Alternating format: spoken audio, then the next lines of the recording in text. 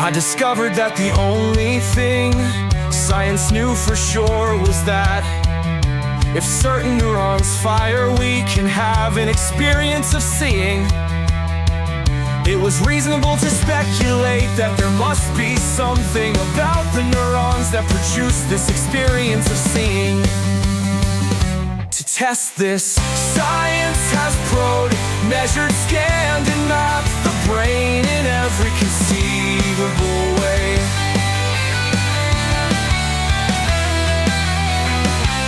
And after 100 years, huge progress was made of understanding the neural activity that happens while seeing.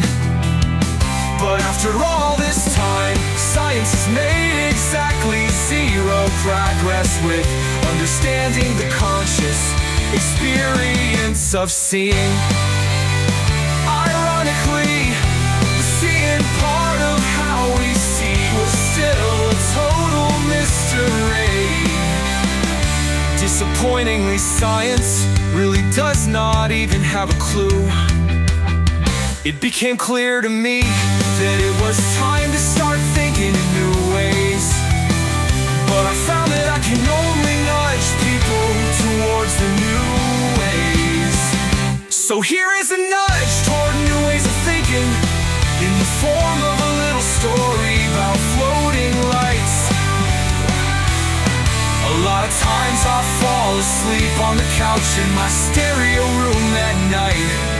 I have multiple preamps, power amps, processors, and converters with different colored LED panel lights. It relaxes me to think about these lights when I'm going to sleep. The LEDs seem to float out there in space as colored points of light punching through the darkness. It was just me, the lights, and the darkness.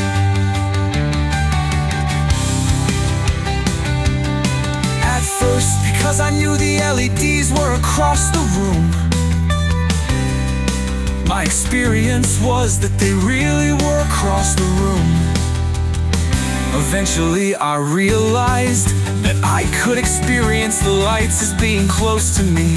I could even make them seem like they were located directly in front of my face. I assumed this was just my imagination, but after a while I realized that this might not be my imagination. It was in fact the first evidence that I might not be seeing the physical LEDs, but rather I was seeing some kind of conscious experience in my mind. The illusion has always been that the lights were out there, but the reality is that the lights were never out there in the first place. I was seeing what I call conscious lights. These conscious lights were created by my mind and projected in front of my face. It seemed logical to speculate that the conscious lights existed in some new conceptual place, which I call conscious space.